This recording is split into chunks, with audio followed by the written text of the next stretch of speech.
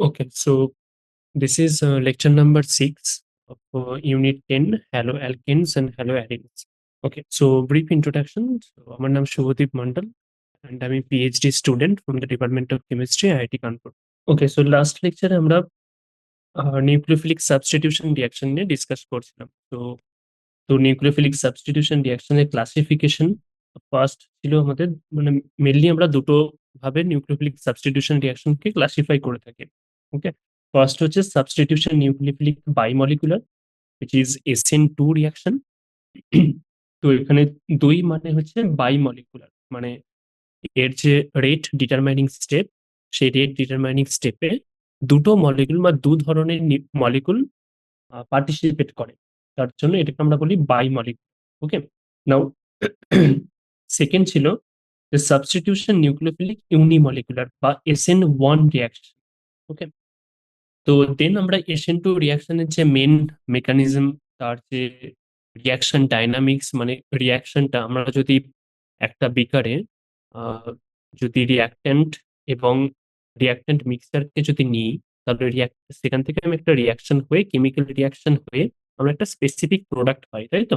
তো এই reactant mixture গুলো কিভাবে নিজেদের মধ্যে কোলাইড করে একটা স্পেসিফিক প্রোডাক্ট দিচ্ছে, সেটাকে বলে রিঅ্যাকশন পাথওয়েজ, মানে কোন পথের মাধ্যমে ওই রিঅ্যাকশনটা প্রগ্রেস করছে।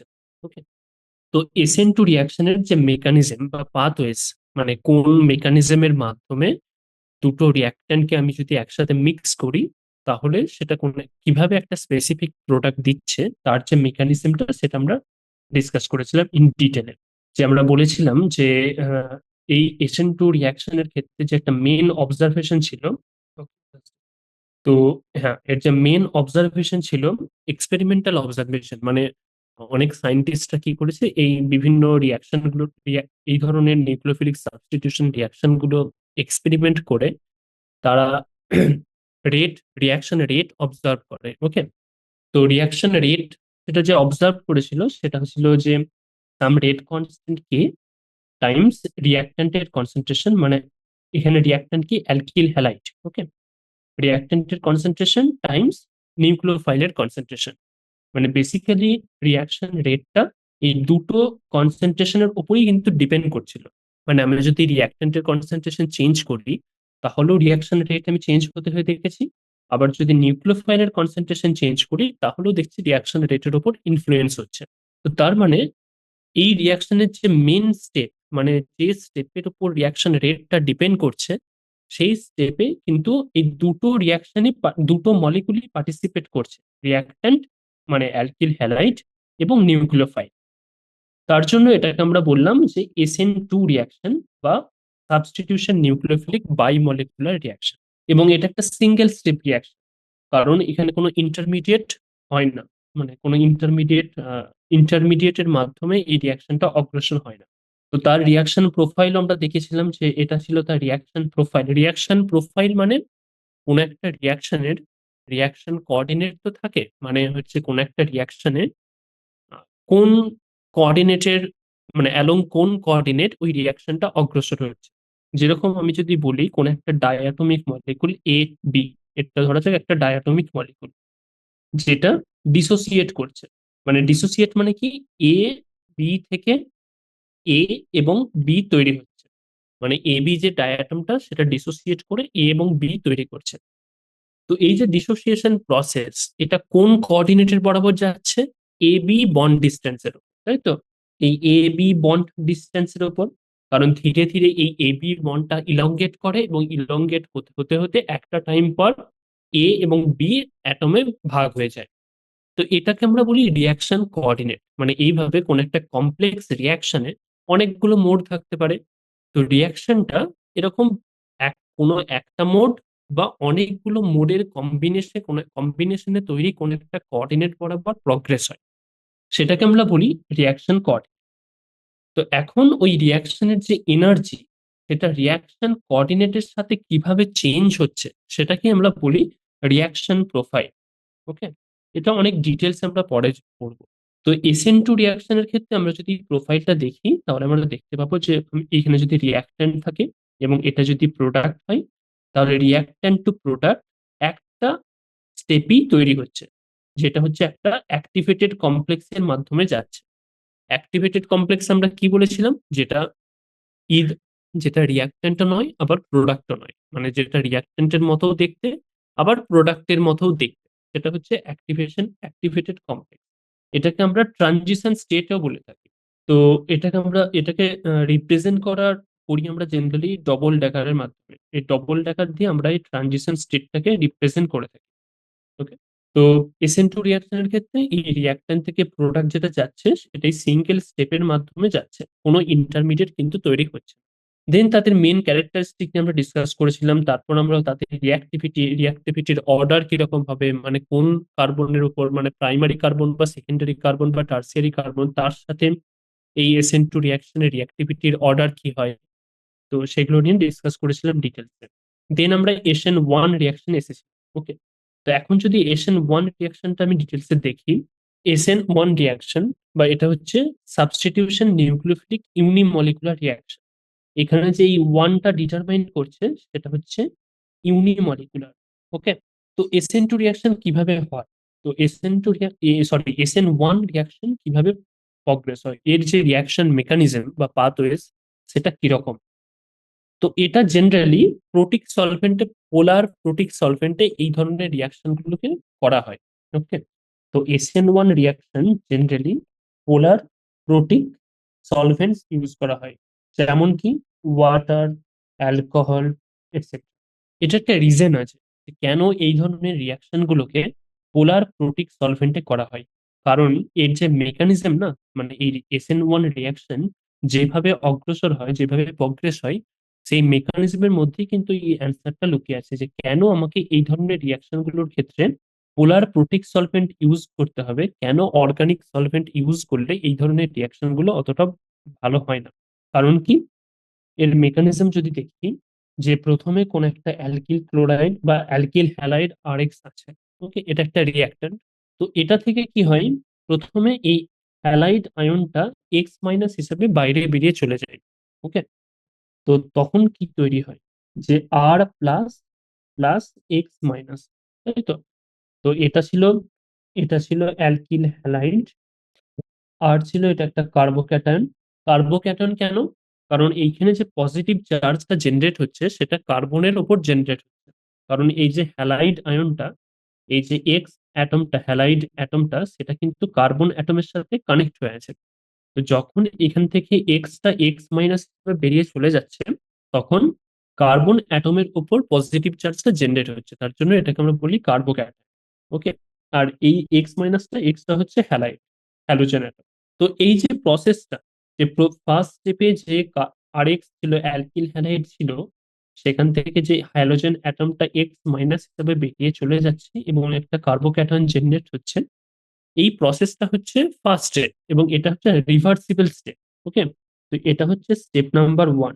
এটা হচ্ছে স্টেপ নাম্বার 1 এবং এটা হচ্ছে একটা রিভার্সিবল স্টেপ। তো রিভার্সিবল সাইন আমরা এভাবে ডিনোট করে থাকি, মানে একটা জাস্ট এদিকে অ্যারো, একটা জাস্ট এদিকে অ্যারো, এটা হচ্ছে রিভার্সিবল সাইন। দেন এর যে সেকেন্ড স্টেপটা, স্টেপ 2 যেটা, সেখানে এই যে কার্বোক্যাটায়নটা তৈরি হলো আর প্লাসটা, তার সাথে কোন একটা নিউক্লিওফাইল যে আর প্লাসে কার্বন অ্যাটমটাকে অ্যাটাক করবে। ওকে, এটা হচ্ছিল এর সেকেন্ড স্টেপ। তো আর প্লাসের সাথে কোন একটা নিউক্লিওফাইল জাস্ট অ্যাটাক করে আর NU কম্পাউন্ড তৈরি করবে। ওকে, এটা হচ্ছে তার সেকেন্ড স্টেপ। ওকে, যেখানে এটা হচ্ছে প্রোডাক্ট। তো তো SN1 রিয়াকশন আমরা যদি মেকানিজম দেখি, তাহলে এটা হচ্ছে একটা two step reaction. Two step reaction কেন? কারণ ফার্স্ট স্টেপে আমরা দেখতে পাচ্ছি যে প্রথমে অ্যালকিল হ্যালাইড বা রিয়াক্ট্যান্ট থেকে হ্যালোজেন অ্যাটমটা এক্স মাইনাস হিসেবে বাইরে বেরিয়ে চলে যাচ্ছে, সেখান থেকে একটা কার্বোক্যাটায়ন আর প্লাস জেনারেট হচ্ছে এবং এক্স মাইনাস জেনারেট হচ্ছে, এবং এটা হচ্ছে স্টেপ নাম্বার 1 এবং এটা হচ্ছে একটা রিভার্সিবল স্টেপ। ওকে, দেন সেকেন্ড স্টেপে কি হচ্ছে, এই যে কার্বোক্যাটনটা জেনারেট হলো, এর সাথে নিউক্লিওফাইল কার্বন অ্যাটমে অ্যাটাক করে আর NU একটা প্রোডাক্ট তৈরি করছে। ওকে, এটা হচ্ছে স্টেপ নাম্বার 2। তো এখন আমরা বলেছিলাম যে কোন একটা ওভারঅল রিয়াকশন রেট, সেটা ওই রিয়াকশনের যে সব থেকে স্লোয়েস্ট স্টেপ, মানে যেই স্টেপটা সব থেকে স্লো, সেই স্টেপের উপর ডিপেন্ড করে। ওকে, যে যে overall reaction rate of A chemical reaction depends on the slowest step of the reaction. ওকে, তো ওভারঅল রিয়াকশন রেটটা ওই রিয়াকশনের যে সব থেকে স্লোয়েস্ট স্টেপ তার উপর কিন্তু ডিপেন্ড করবে। তো এক্ষেত্রে এই যে স্টেপ নাম্বার ওয়ান, SN1 রিয়াকশনের ক্ষেত্রে এই যে স্টেপ নাম্বার ওয়ান, মানে যেখান থেকে এই কার্বোক্যাটনটা জেনারেট হচ্ছে, সেটা হচ্ছে এই রিয়াকশনের সব থেকে স্লোয়েস্ট স্টেপ। ওকে, তো এই স্টেপ নাম্বার ওয়ানটা হচ্ছে সব থেকে স্লোয়েস্ট স্টেপ। ওকে, তো স্টেপ নাম্বার ওয়ানটা যদি সব থেকে স্লোয়েস্ট স্টেপ হয়, তাহলে এই স্টেপের উপর কিন্তু ওই ওভারঅল রিয়াকশন রেটটা ডিপেন্ড করছে। তো রিয়াকশন রেটের যে অবজারভেশন, যে এক্সপেরিমেন্টাল অবজারভেশন, সেটা কি ছিল, যে এক্সপেরিমেন্টাল অবজারভেশন সেটা কি ছিল, সেটা ছিল যদি এই স্লোয়েস্ট স্টেপের উপর ডিপেন্ড করে, তো স্লোয়েস্ট স্টেপে কি আছে, শুধুমাত্র অ্যালকিল হ্যালাইড আছে, তাই তো? কারণ অ্যালকিল হ্যালাইড থেকে জাস্ট হ্যালোজেন অ্যাটমটা বেরিয়ে কার্বোক্যাটনটা তৈরি করছে। তো যেহেতু এই স্টেপে শুধুমাত্র অ্যালকিল হ্যালাইডটা ইনভলভ হয়ে আছে, তাই রিয়াকশন রেটটা শুধুমাত্র অ্যালকিল হ্যালাইডের কনসেন্ট্রেশনের উপর ডিপেন্ড করবে। যেরকম SN2 রিয়াকশনের অ্যালকিল হ্যালাইডের কনসেন্ট্রেশন এবং তার সাথে নিউক্লিওফিলিকের কনসেন্ট্রেশন, নিউক্লিওফাইলের কনসেন্ট্রেশন দুটোর উপরই ডিপেন্ড করছিল। কিন্তু এক্ষেত্রে যেহেতু স্লোয়েস্ট স্টেপটা হচ্ছে স্টেপ নাম্বার ওয়ান, সেখানে শুধুমাত্র অ্যালকিল হ্যালাইড ইনভলভড আছে, তার জন্য রিয়াকশন রেটটা শুধুমাত্র অ্যালকিল হ্যালাইডের কনসেন্ট্রেশনের উপর ডিপেন্ড করবে। তো rate equal to some rate constant Times RX এর কনসেন্ট্রেশন। ওকে, তো যেহেতু এটা শুধুমাত্র রিয়াক্ট্যান্টের কনসেন্ট্রেশনের উপর ডিপেন্ড করছে, মানে অ্যালকিল হ্যালাইডের কনসেন্ট্রেশনের উপর ডিপেন্ড করছে, তার জন্য এটাকে আমরা বলি ইউনিমলিকুলার, মানে সাবস্টিটিউশন নিউক্লিওফিলিক ইউনিমলিকুলার বা SN1। ওকে, তো এক্ষেত্রে কোনো নিউক্লিওফাইলের কনসেন্ট্রেশনের উপর কিন্তু ডিপেন্ড করছে না, এটা একটা গুরুত্বপূর্ণ অবজারভেশন। ওকে, তো এটার যে যেহেতু এটা এই রিয়াকশনটা যেহেতু দুটো স্টেপে অগ্রসর হচ্ছে, মানে স্টেপ নাম্বার ওয়ানে কার্বোক্যাটায়ন জেনারেট হলো, দেন স্টেপ নাম্বার টু তে এই কার্বোক্যাটায়নের সাথে নিউক্লিওফাইলটা অ্যাটাক করে আর NU প্রোডাক্ট তৈরি করছে। ওকে, তো যেহেতু এই রিয়াকশনের দুটো স্টেপ ইনভলভ আছে, তার জন্য একটা ইন্টারমিডিয়েট তৈরি হবে। যেরকম SN2 রিয়াকশনে কিন্তু কোনো ইন্টারমিডিয়েট তৈরি হয়নি, যেটা সিঙ্গেল স্টেপ রিয়াকশন ছিল, কিন্তু SN1 রিয়াকশনে একটা ইন্টারমিডিয়েট তৈরি হবে। তার জন্য এর রিয়াকশন প্রোফাইল আমরা যদি দেখি, মানে ওয়াই অ্যাক্সিসে যদি আমি এনার্জি, ওয়াই অ্যাক্সিসে যদি এনার্জি এবং এক্স অ্যাক্সিসে যদি রিয়াকশন কোঅর্ডিনেট দিই, তাহলে তাহলে এটা দেখতে পাবো যে দুটো ভাগে অগ্রসর হচ্ছে। ফার্স্ট, মানে দুটো স্টেপে অগ্রসর হচ্ছে এবং সেখান থেকে আমি একটা ইন্টারমিডিয়েট পাচ্ছি। প্রথমে এটা যদি রিয়াক্ট্যান্ট হয়, সেখান থেকে জাস্ট এইভাবে অগ্রসর, এটা ধরা এটা রিয়াক্ট্যান্ট এবং এটা প্রোডাক্ট, এবং এটা হচ্ছে একটা ইন্টারমিডিয়েট কমপ্লেক্স। ওকে, ইন্টারমিডিয়েট কমপ্লেক্স কিন্তু শর্ট লিভড হয়ে থাকে, মানে এর যে টাইম স্কেল, মানে এটা খুব কম সময়ের জন্য ওই এই ছোট্ট ওয়েলে থাকে। মানে এই যে ছোট্ট ওয়েলটা, ছোট্ট যে ডিপ, সেখানে ইন্টারমিডিয়েট কমপ্লেক্সটা থাকে খুব কম সময়ের জন্য। তার জন্য এই ইন্টারমিডিয়েটকে ট্র্যাপ করা, মানে এক্সপেরিমেন্টালি ডিটেক্ট করা অনেক ডিফিকাল্ট।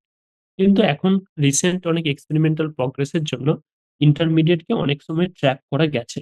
ওকে, তো এটা জেনারেলি শর্ট লিভড হয়ে থাকে। দেন এই রিয়াক্ট্যান্ট থেকে ইন্টারমিডিয়েট স্টেপে যাওয়ার জন্য, মানে এই যে স্টেপটা, ওকে, এই স্টেপটাতে এটা হচ্ছে ট্রানজিশন স্টেট ওয়ান, এটা হচ্ছে ট্রানজিশন স্টেট ওয়ান, আর এটা হচ্ছে transition state two. Intermediate complex থেকে প্রোডাক্টে যাওয়ার জন্য সেটা হচ্ছে ট্রানজিশন স্টেট টু। ওকে, তো এইভাবে দুটো স্টেপের মাধ্যমে SN1 রিয়াকশনটা অগ্রসর হচ্ছে।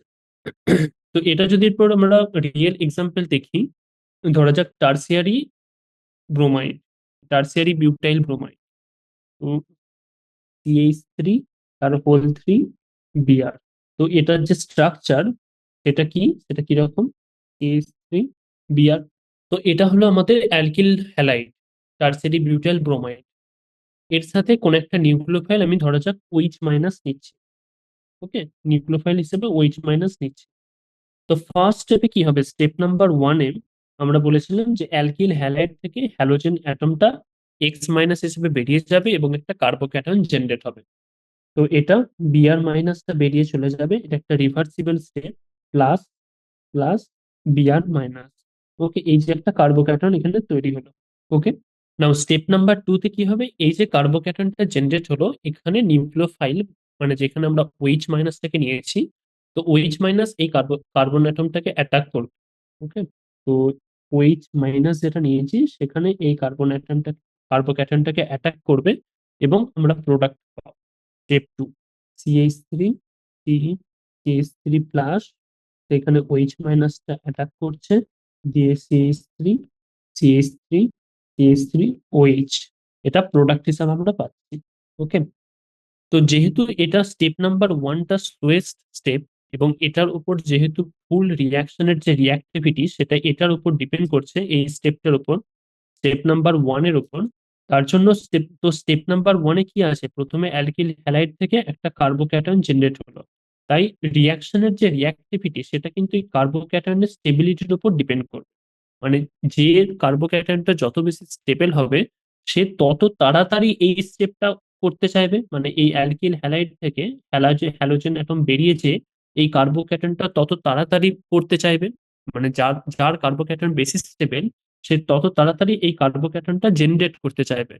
তো যত তাড়াতাড়ি কার্বোক্যাটনটা জেনারেট হবে তত তাড়াতাড়ি নিউক্লিওফাইল এই ওইচ মাইনাস থেকে অ্যাটাক করবে এবং প্রোডাক্ট হিসাবে আমি পাবো, মানে সেই রিয়াকশনের রেট তত বেশি হবে।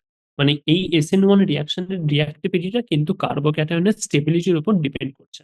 ওকে, যেরকম আমরা SN2 রিয়াকশনের ক্ষেত্রে বলেছিলাম যে তার রিয়াক্টিভিটিটা, যেহেতু নিউক্লিওফাইলটা ব্যাক সাইড থেকে অ্যাটাক করে, মানে যেটা লিভিং গ্রুপ, মানে যে গ্রুপটা বেরিয়ে যাচ্ছে তার ব্যাক সাইড থেকে অ্যাটাক করতো SN2 রিয়াকশনে, সেক্ষেত্রে ব্যাক সাইডটা যত ফাঁকা থাকবে, মানে যেখানে যত স্টেরিক হিন্ড্রেন্সটা যত কম হবে, যত ছোট গ্রুপ থাকবে সেখানে, তত রিঅ্যাক্টিভিটিটা বেশি হবে, মানে সে ভালোভাবে অ্যাটাক করতে পারবে, সেই ওই কার্বনের কাছে কাছে যে অ্যাটাক করতে পারবে, তার ফলে তার রিঅ্যাক্টিভিটিটা বেশি হতো, মানে রেটটা বেশি হতো। মানে যত বেশি বাল্কি গ্রুপ থাকবে তার রেটটা তত কম হতো।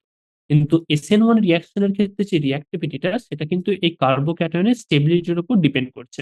কার্বোক্যাটায়নটা যত বেশি স্টেবল হবে তত এই স্টেপটা তত ফাস্ট হবে এবং তত তাড়াতাড়ি নিউক্লিওফাইল একে অ্যাটাক করে আমি প্রোডাক্ট হিসেবে পাবো। ওকে, তো বেসিক্যালি SN1 রিয়াকশনের যে রিয়াক্টিভিটি সেটা কিন্তু কার্বোক্যাটায়নের স্টেবিলিটির উপর ডিপেন্ড করছে। তো reactivity of SN1 reaction depends on the stability of carbocation. Okay, তো আমরা যদি এবার কার্বোক্যাটায়নের স্টেবিলিটির কম্পেয়ার করি তাহলে সেখান থেকে SN1 রিয়াকশনের রিয়াক্টিভিটিটা আমি বলতে পারবো। যেরকম যদি আমরা এক্সাম্পল দেখি, যে কার্বোক্যাটনের স্টেবিলিটির অর্ডার আমরা যদি তিন ধরনের কার্বন দেখি, মানে প্রাইমারি কার্বন, সেকেন্ডারি কার্বন এবং টার্সিয়ারি কার্বন, তো তার কার্বোক্যাটনের স্টেবিলিটি কিরকম ডিপেন্ড করে, টার্সিয়ারি কার্বোক্যাটনের সব থেকে বেশি স্টেবল, কারণ ওই কার্বোক্যাটনের সাথে অনেক প্লাস আই মানে ইন্ডাকটিভ এফেক্ট যুক্ত গ্রুপ যুক্ত থাকে, যার ফলে ওই প্লাস আই যুক্ত গ্রুপগুলো ওই কার্বনের উপর যে পজিটিভ ডেফিসিয়েন্সি আছে, ইলেকট্রন ডেফিসিয়েন্সি আছে, সেটাকে অনেকটা কমায়, ওই ইলেকট্রনটাকে পুশ করে। ওকে, তো আমরা জানি টার্সিয়ারি কার্বোক্যাটন সব থেকে বেশি স্টেবল, দেন সেকেন্ডারি কার্বোক্যাটন, দেন প্রাইমারি কার্বোক্যাটন। তার জন্য SN1 রিয়াকশনের অর্ডারও, মানে তার যে রিয়াক্টিভিটির অর্ডার সেটারও কিন্তু টার্সিয়ারি কার্বনের সব থেকে বেশি, তারপর সেকেন্ডারি, তারপর প্রাইমারি। ওকে, তো কার্বোক্যাটন স্টেবিলিটি আর বেশি, third degree, greater than secondary, greater than primary.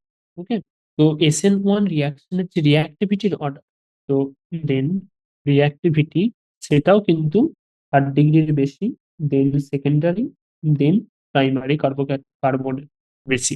তো বেসিক্যালি এই কার্বোক্যাটায়নের স্টেবিলিটির সাথে SN1 রিয়াকশনের রিয়াক্টিভিটি কিন্তু ডিপেন্ড করে। তো এটা ছিল জেনারেল অর্ডার। এরপর যদি কোনো স্পেশাল কার্বোক্যাটন আমরা পাই, মানে অ্যারোমেটিক কম্পাউন্ডে, যেরকম বেঞ্জাইলিক গ্রুপের বেঞ্জাইলিক কার্বোক্যাটন অনেকটা বেশি স্টেবল, বাট অ্যালাইলিক কার্বোক্যাটন অনেকটা বেশি স্টেবল। কেন? কারণ যদি আমরা অ্যালাইলিক গ্রুপ দেখি, অ্যালাইলিক কার্বোক্যাটন কোনটা, মানে এটা হচ্ছে CH2 double bond CH2 plus, তো এটা হচ্ছে অ্যালাইলিক কার্বন, তাই তো, অ্যালাইলিক কার্বন। তো এই ধরনের কার্বোক্যাটন অনেকটা স্টেবল, বেশি স্টেবল। কেন কি? কারণ এইখানে এই কার্বনের উপর মানে এই কার্বনের উপর পজিটিভ চার্জ আছে, তো এই পজিটিভ চার্জটা ডিলোকালাইজ করতে পারে থ্রু দিস ডবল বন্ড। মানে পাই বন্ডটা এখানে রেজোনেন্সে পার্টিসিপেট করতে পারে, তার ফলে এই পজিটিভ চার্জটা ডিলোকালাইজ হতে পারে। মানে এই পাই বন্ডটা তার ইলেকট্রন ডেন্সিটি এখানে দিতে পারে, দিয়ে এর ওপর পজিটিভ চার্জ আসতে পারে। মানে কি, কার্বন পজিটিভ চার্জটা এই কার্বন থেকে ডিলোকালাইজ হয়ে এই কার্বনে চলে এলো। যত বেশি ওই চার্জ ডিলোকালাইজেশন হবে, তত কার্বোক্যাটায়নের স্টেবিলিটি বাড়বে। মানে যত বেশি রেজোনেন্স স্ট্রাকচার আমি পাবো, তার কার্বোক্যাটায়নের স্টেবিলিটি তত বেশি হবে। ওকে, তো এটা কেন স্টেবল হচ্ছে? কারণ এর একটা রেজোনেন্স স্ট্রাকচার হচ্ছে, ডবল বন্ডটা এখানে চলে আসতে পারে, মানে পাই বন্ডের ইলেকট্রন ডেন্সিটি এখানে আসতে পারে, তার ফলে এই কার্বনের মাথায় পজিটিভ চার্জ হয়ে গেল এবং এখানে ডবল বন্ড হয়ে গেল। ওকে, তো এটা একটা রেজোনেন্স স্ট্রাকচার। এই দুটো হচ্ছে রেজোনেন্স রেজোনেন্স স্ট্রাকচার, এবং রেজোনেন্স স্ট্রাকচার যত বেশি হবে, পজিটিভ চার্জের ডিলোকালাইজেশন তত বেশি হবে। চার্জ ডিলোকালাইজেশন মানে চার্জটা একটা কার্বন থেকে অন্য কার্বনে ছড়িয়ে পড়ছে, চার্জ ডিলোকালাইজেশন হাই। এটা ছিল অ্যালাইলিক কার্বনের জন্য। তো কার্বোক্যাটায়নের জন্য। এরপর আমরা যদি বেঞ্জাইলিক কার্বোক্যাটায়ন দেখি, সেক্ষেত্রেও কিন্তু এক্সট্রা স্টেবিলিটি গেইন করতে পারে কার্বোক্যাটায়ন ডিউ টু রেজোনেন্স। যেরকম বেঞ্জাইলিক মানে এখানে CH2+। তো এক্ষেত্রে পাই বন্ডের ইলেকট্রন ডেন্সিটি এখানে আসতে পারে, যে এখানে পজিটিভ চার্জ, পাই বন্ডের ইলেকট্রন ডেন্সিটি এখানে, যে এখানে পজিটিভ চার্জ হতে পারে। দেন যখন এখানে পজিটিভ চার্জ হলো, তখন এই বন্ডের ইলেকট্রন ডেন্সিটি এখানে এসে এইখানে পজিটিভ চার্জ তৈরি হতে পারে। Then যখন এখানে পজিটিভ চার্জ হলো, তখন এই বন্ডের ইলেকট্রন ডেন্সিটি এখানে এসে এইখানে পজিটিভ চার্জ তৈরি হতে পারে। তো এইভাবে পজিটিভ চার্জটা এই কার্বন থেকে পুরো বেঞ্জিন রিং এ কিন্তু ডিলোকালাইজ হয়ে গেল। তো এই যে চার্জ ডিলোকালাইজেশন, এর ফলে কার্বোক্যাটনটা এক্সট্রা স্টেবিলিটি গেইন করতে পারে। এবং যত বেশি কার্বোক্যাটন স্টেবল হবে, আমি জানি যে সেই রিয়াকশন, মানে সেই SN1 রিয়াকশনের রিয়াক্টিভিটি তত বেশি হবে। ওকে, তো এটার যে রেজোনেন্স স্ট্রাকচার সেটা হচ্ছে এরকম। এটা প্লাস, এখানে ডবল বন্ড CH2, দেন এখানে ইলেকট্রন ডেন্সিটি চলে আসতে পারে, দেন এখানে চলে আসতে পারে, দেন আলটিমেটলি এখানে ফিরে আসতে পারে CH2+। ওকে, তো এই যে স্ট্রাকচার গুলো জেনারেট হলো থ্রু রেজোনেন্স, এগুলোকে আমরা বলি রেজোনেন্স স্ট্রাকচার। ওকে, তার ফলে চার্জ ডিলোকালাইজেশনটা অনেকটা বেশি হচ্ছে, তার ফলে কার্বোক্যাটায়নটা অনেকটা বেশি স্টেবল হচ্ছে।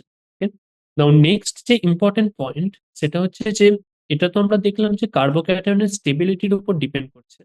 মানে আমরা বললাম যে যেহেতু SN1 রিয়াকশনের ক্ষেত্রে ফার্স্ট স্টেপটা হচ্ছে রিভার্সিবল স্টেপ, এবং এটা হচ্ছে সব থেকে স্লোয়েস্ট স্টেপ, এবং এই স্টেপের উপর ওভারঅল রিয়াকশন রেটটা ডিপেন্ড করছে।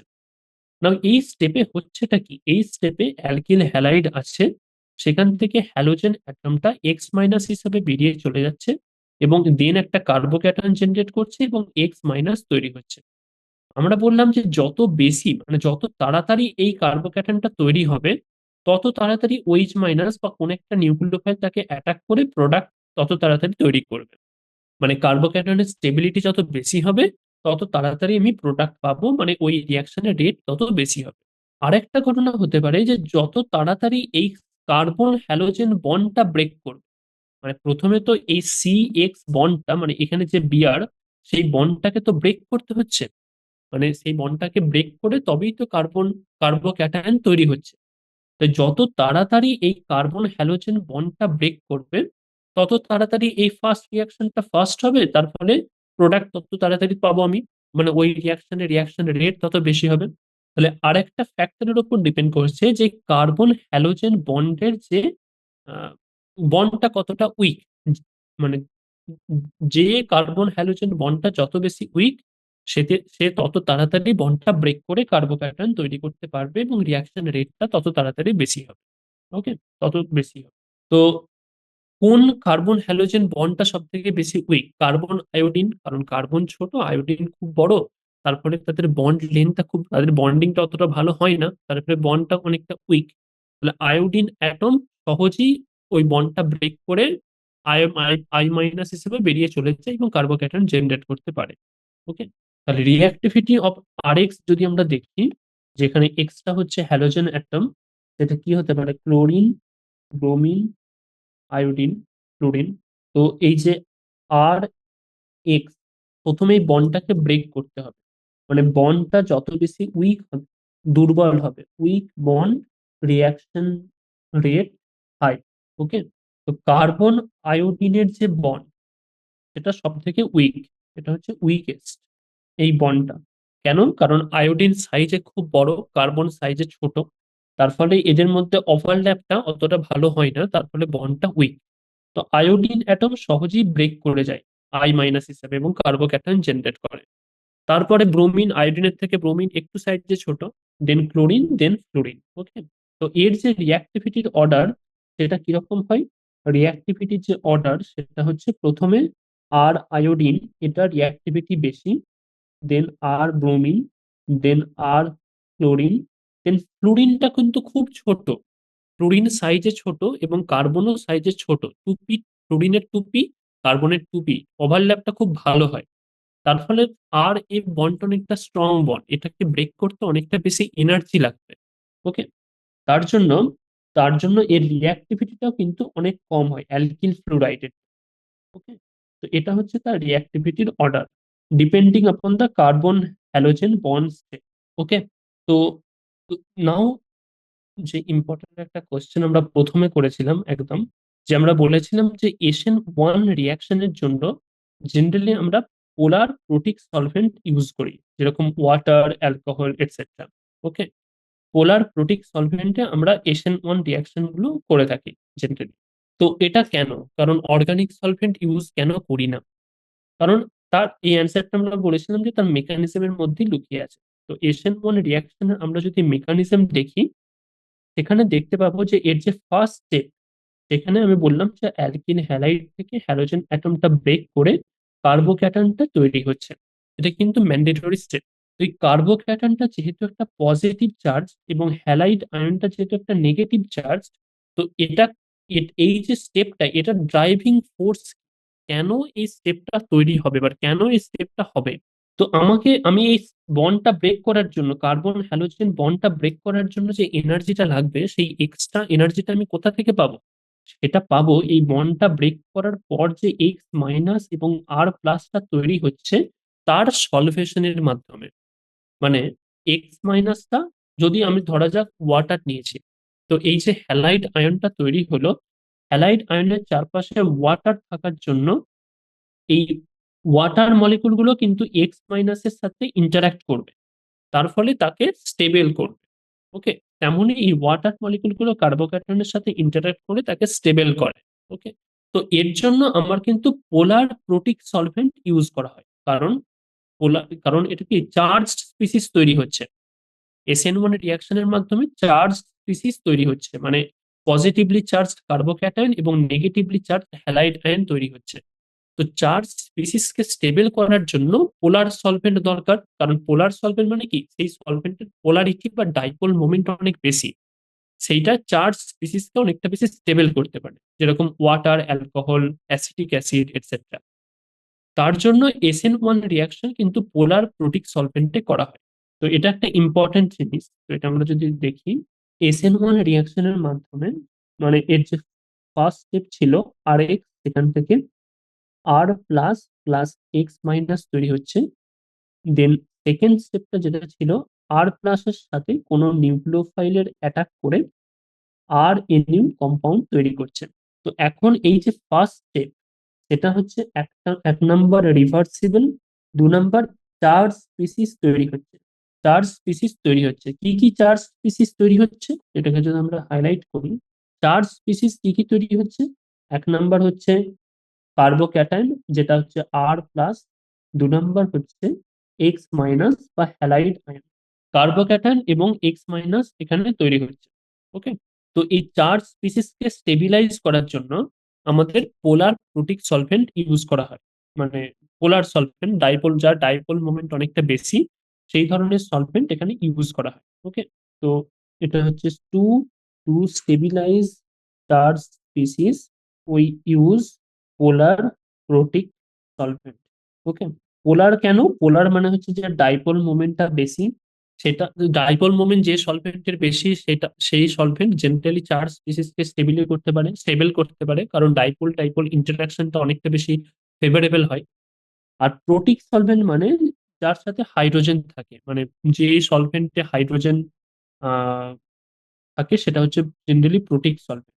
কারণ প্রোটিক সলভেন্ট ইউজ করার যে ইউজ কেন করতে হয়, কারণ প্রোটিক সলভেন্টে এই এক্স মাইনাসটাকে কিন্তু ইন্টারাক্ট করে, প্রোটিক সলভেন্টের যে হাইড্রোজেন সেটা এক্স মাইনাসের সাথে ইন্টারাক্ট করে তাকে স্টেবল করে।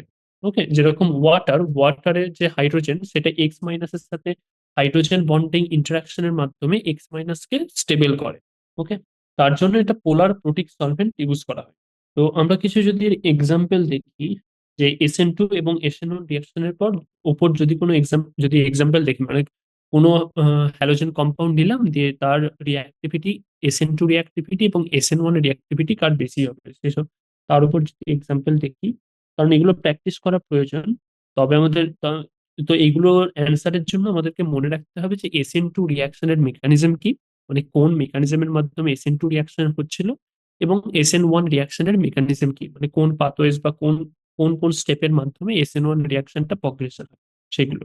যে একটা পেয়ার দেখলাম CH2Cl অ্যান্ড, তো এই দুটো কম্পাউন্ডের মধ্যে আমি যদি কম্পেয়ার করি যে কার SN2 রিয়াকশন বেটার রিয়াক্টিভিটি, মানে কার SN2 রিয়াকশনের রিয়াক্টিভিটি বেশি এই দুটো কম্পাউন্ডের মধ্যে, তো এখানে কি আছে, এখানে একটা সাইক্লোহেক্সেন আছে, সাইক্লিক রিং, দেন তার সাথে একটা CH2 এবং একটা Cl যুক্ত আছে, এবং এখানে সেই সাইক্লোহেক্সেন রিং এর সাথে একটা ক্লোরিন অ্যাটম যুক্ত আছে।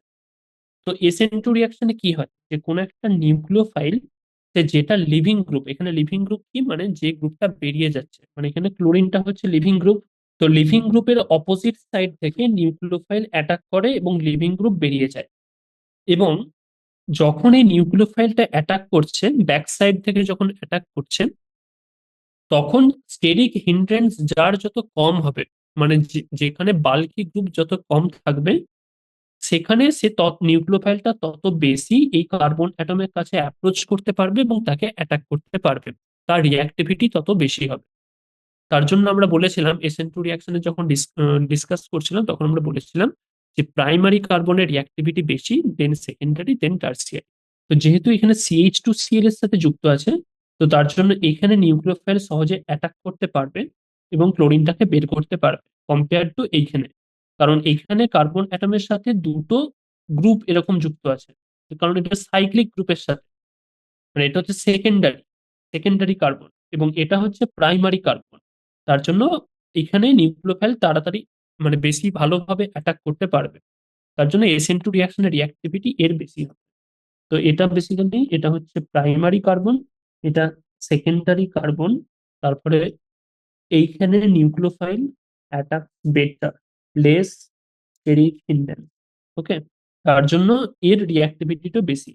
SN2 রিয়াকশনের জন্য SN2 রিঅ্যাক্টিভিটি হাই। ওকে, তো এইভাবে আমাদেরকে জাস্ট অ্যান্সার দিতে হবে। দেন আমরা যদি দেখি, এটা হচ্ছে আই ক্লোরিন। তো এক্ষেত্রে কি হবে, এক্ষেত্রে নিউক্লিওফাইল, এখানে আয়োডিন আছে, এখানে লিভিং গ্রুপ হিসাবে আয়োডিন আছে, এখানে লিভিং গ্রুপ হিসাবে ক্লোরিন আছে। তো প্রথমে SN2 রিয়াকশন মানে কি, নিউক্লিওফাইল এখানে অ্যাটাক করছে এবং লিভিং গ্রুপকে বের করে দিচ্ছে, এখানে নিউক্লিওফাইল অ্যাটাক করছে এবং লিভিং গ্রুপকে বের করে দিচ্ছে। ওকে, যে যে লিভিং গ্রুপ যত তাড়াতাড়ি বেরিয়ে যেতে চাইবে তার রিঅ্যাক্টিভিটি তো অবশ্যই ভালো হবে।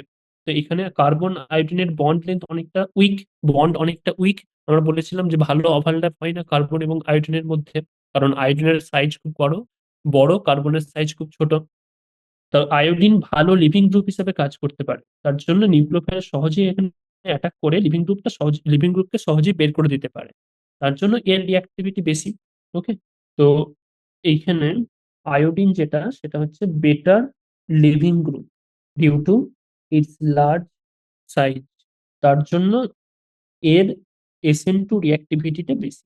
ওকে, ওকে, তো তো বেসিক্যালি এভাবেই আমাকে দেখতে হবে, এটা এটা আমরা জাস্ট SN2 রিঅ্যাক্টিভিটি বললাম। তো SN2 রিঅ্যাক্টিভিটি মেইনলি ডিপেন্ড করে স্টেরিক হিন্ড্রেন্সের উপর, মানে নিউক্লিওফাইল যেটা লিভিং গ্রুপ তার ব্যাক সাইড থেকে অ্যাটাক করে, তো অ্যাটাক করার সময় সেখানে স্টেরিক হিন্ড্রেন্স যত কম হবে, নিউক্লিওফাইলটা তত ভালো ওই কার্বন অ্যাটমের কাছে অ্যাপ্রোচ করতে পারবে এবং তাকে অ্যাটাক করতে পারবে, তার ফলে তার রিঅ্যাক্টিভিটি তত বেশি হবে। মানে বাল্কি গ্রুপ যত কম থাকবে, SN2 রিয়াকশনের রিঅ্যাক্টিভিটি তত বেশি হবে। আর SN1 রিয়াকশনের রিঅ্যাক্টিভিটি আমরা বললাম যে কার্বোক্যাটায়নের স্টেবিলিটির উপর ডিপেন্ড করবে। যে কার্বোক্যাটায়ন যত বেশি স্টেবল, সে তত তাড়াতাড়ি কার্বোক্যাটায়নটা, সেই অ্যালকিল হ্যালাইডটা তত তাড়াতাড়ি কার্বোক্যাটায়ন তৈরি করবে, তারপরে তত তাড়াতাড়ি নিউক্লিওফাইল তাকে অ্যাটাক করে প্রোডাক্ট তৈরি করতে পারবে। ওকে, তো SN2 রিয়াকশনের রিঅ্যাক্টিভিটি নিয়ে যখন আমরা ডিসকাস করব, তখন জেনারেলি আমাকে মাথায় রাখতে হবে যে কার স্টেরিক হিন্ড্রেন্সটা কোন কার্বনের কম।